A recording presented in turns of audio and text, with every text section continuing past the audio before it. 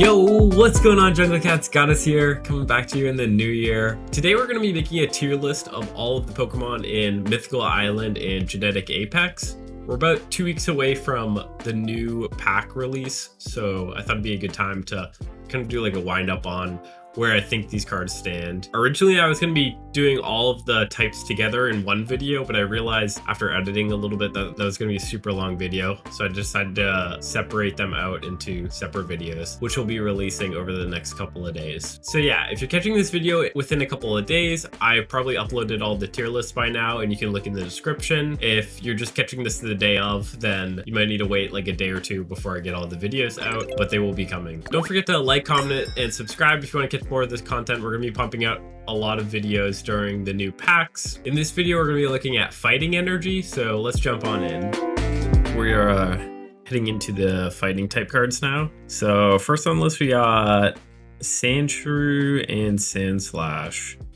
Now these cards, when you hit them together really early, can be really good. From what I found, you don't really always hit them early, and Sandshrew by himself is not super good, and Slash is a pretty good card, and you can build the right type of deck for it. I kind of like fossil decks with like Kabutops with Sandslash, so I don't know, I'm kind of tossing it up. I'd probably say Sandslash might be like upper B, lower A. I'll leave it in like upper B for now. Diglett's A tier, just great card, great for stalling, can help you win a game late by just stalling off a big hit from like a Mewtwo or Charizard. Diglett's pretty solid stat line because it goes with, oh, was I saying Diglett there or was I saying Dugtrio? Oh, I meant to be saying Dugtrio. Dugtrio, A tier. I'll put probably Diglett right below. The OG Mankey, I'll probably jump down to the other Mankeys as well. I'm actually kind of coming around to the OG Mankey over the other ones. I know the other ones do higher stat lines, but they're just less consistent. They're definitely more fun in other decks. Still just pretty standard card. Builds into Primeape. Primeape's pretty strong. Maybe I would say like low B, definitely below Diglett. The OG Primeape I think is really strong. I'd put this above Sandslash, maybe like top of B tier, and then we'll do the other Mankeys. The promo Mankey, this one does build into the OG Mankey, but honestly I feel like most games you're taking damage on your Primeape or Mankey as it is, so it kind of puts you in a risky situation a lot of the time. I don't know, I would probably put this below this Mankey. I know some people might disagree with that. Top of C tier. Then the new Mankey, I don't know, there's some cards that I do not hit heads with. This is like one of them. I like never hit heads with this card. I don't know why. Like I'm sure it could be good. I don't know. I don't really like cards that flip for and need to be evolved. So I like Kangaskhan because you're getting multiple chances with the card. Mankey, you're trying to evolve, and yes, it can be really good, but it can also just be like missing out on a hit, which can be not so great. So I'd probably put this top of C tier. Oh, is it not letting me? I mean, Machoke and Machop, pretty solid stat line. I definitely think the EX Machamp is a bit stronger. Once you get this out, it basically wins you the game, and I think it pairs well with a lot of like fighting cards. You can like build it up in the background. I like playing this with Dugtrio a lot. I'll probably put that like bottom A tier. Chop's like base stat line, probably I guess like right below Diglett. Machoke does like pretty decent damage, has a good HP.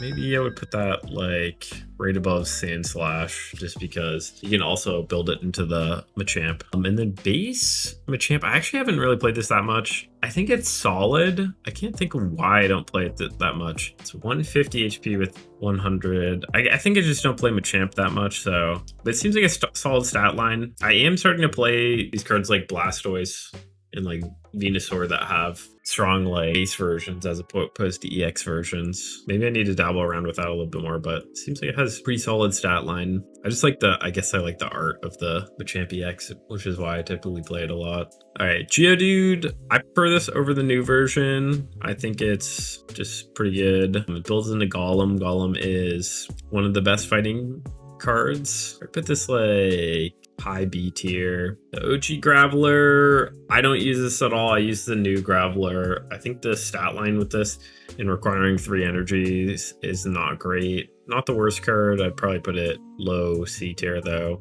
It does good damage, but the HP just like isn't great. The old Golem, I still think this is pretty solid, but definitely not as good as the new Golem. I mean, once you get this out, you're basically using it to close out the game, and you've done some damage on your enemy at this point. So usually it can like take out an EX Pokemon pretty well. Probably put it right under Primate. And then let's just go to the new ones as well. New Geodude, not good. I put this in D tier, I guess. Maybe below Sandslash. Yeah, just 2 energy on a base Pokemon's not that great that you're trying to evolve. The new Graveler, honestly, really good card. I would probably put this in A tier. Just goes right perfectly in line while you're evolving, and then also leads really well into, if you have Brock, you can just boom attack with every stage. So yeah, I think it's really good. Works really well with the new Golem. New Golem, boom, top A tier. Not quite S, but a really good card. Yeah, let's move on to Marowak, I guess. Cubone's really not a good card. For as good as Marowak is, I really don't think Cubone is that good. I'll do like bottom of C tier. It's just like the growl is not that strong. Base Marowak, pretty solid card. Not like exceptionally good. I don't think it'd be as good as Sandslash. Maybe I could see like, I don't know. I never really played this over the EX Marowak, so maybe top of C tier. You do only need 1 energy for it for 40 damage, which is decent, and it has 100 HP. Yeah, maybe I'll put it actually like lower B tier. Pretty decent. Marowak EX. Oh, I have 2 of them in here. Pretty good card. It isn't like always super consistent, but you're doing 80 damage for every head flip. So usually you get this out early and you're able to get several more attempts than you would with like some of the other EX Pokemon. And just like 1 coin flip for 80 damage is kind of crazy. But I mean, you are still coin flipping. So I would say probably, I feel better when I get Machamp out than I do with Marowak. Yeah, maybe I put it like right under the Machamp. All right, then we have Hitmonlee. This has been seeing more play recently. I don't know why I've been seeing this more in decks. I think people are trying to play more fighting decks, but it's a great reach tool. Pretty great to pick off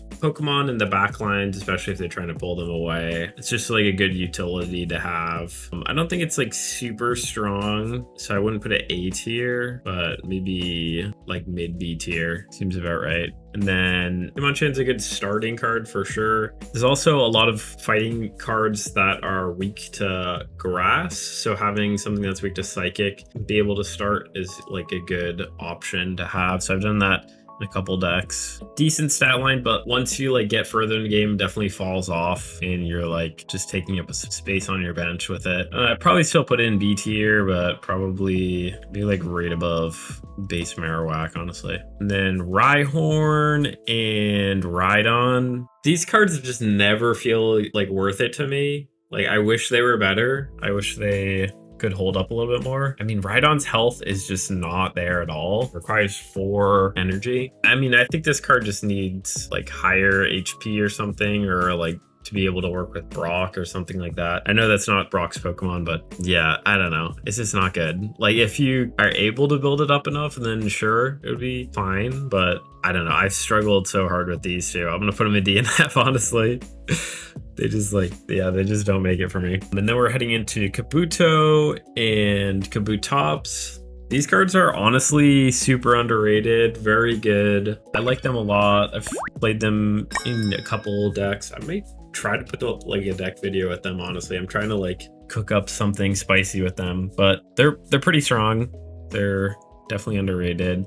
I'm gonna put Kabutops like right next to Dugtrio, honestly, like right up here. It only requires 1 energy, which is super good. It's a great stat line. Once you get it out, it just doesn't have a hard time staying alive unless they have something that does a lot of damage. And then Kabuto, also a really good stat line. I think 90 HP, 40 damage. Probably like top of B. That like, this is such a solid stat line. I guess the only downside is just like you have to draw the fossil. If you build in the right type of deck and you have some other Pokemon that can support until you get this out, then you don't really mind that. Yeah, I'll maybe do high B. All right, Mingfu and Mingxiao. These are pretty decent cards. They have like pretty standard stat lines, but the good thing about them is that they don't require fighting energy. So I've kind of used them in decks that are like multi-energy. They're not like anything crazy. Like, I don't think they're super good, but just being able to play them in other energy type decks is cool. Maybe I'll put them both in like C tier, top and bottom. And they only require 1 energy, which is also a good thing.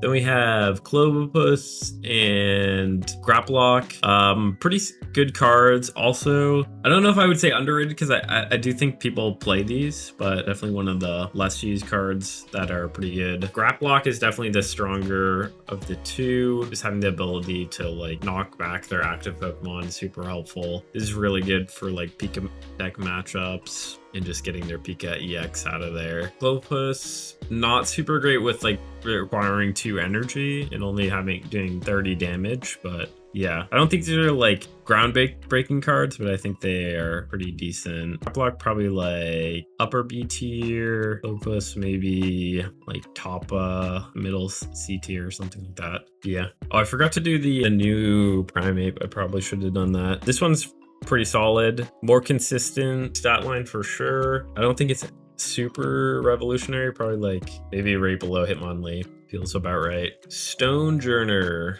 So I tried to play Stonejourner a little bit. The way I kind of thought of it was like alternative to Onyx, but you don't have the ability to add on energy like Brock, but it does do more damage, which is good. I think it's a solid card, and I think if you are playing other fighting Pokemon that require not that much energy, this is like a decent backup. You can put down a lot of damage, maybe like mid to late game, and not have to worry about losing 2 energy. So I think it's decent. Does pair well with like Kabutops, maybe the Mankeys and Primates as well. Yeah. And then we kind of just talked about Onyx, so I'll just talk about Onyx. Basically, same card, but I think it's a little bit better just because you have the ability to attack turn 2 if you get a Brock. I like doing this in a lot of my fighting decks that need to build up energy, like Golem. This works super well with because you're already running the Brocks with Golem. Yeah, I think this is a great shield. I'd maybe put like top of B tier, honestly. Yeah, that feels about right for it. Then we have Aerodactyl and Marshadow. Aerodactyl's a solid card. I don't think it's exceptional. Tried to make it exceptional. Its ability seems to be good, but a lot of the like top meta decks don't evolve their Pokemon, like Mewtwo, Celebi, Pika EX. In theory, it should be good, but it's just because like a lot of the top meta decks don't need to evolve. I don't think it's as good as it could be. When you don't run into those decks, I think it does really well. I think it pairs well with like Victory Bell, Pidgeot, and yeah. Then Marshadow. Marshadow's super strong card. Definitely just having it on the board is like a huge threat against your enemy. That's something you have to like think about when they're taking out your Pokemon. I think it works really well with a lot of fighting type cards that you're using as a shield, like Onyx. So if you have Onyx in the front and then they take that out, then you can come in with Marshadow and boom, do 100 damage, quick and easy. Yeah, I probably wouldn't say quite S tier, but yeah, probably like high A tier. Seems about right. Yeah. Thanks for watching. I hope you enjoyed the video. Don't forget to like, comment, and subscribe if you haven't done that already. We also stream twice a week, so check out our Twitch down in the description below. If you want to check out any of the other energy types, then I'll also have those linked down below. I'll be releasing those over the next couple days. Deuces.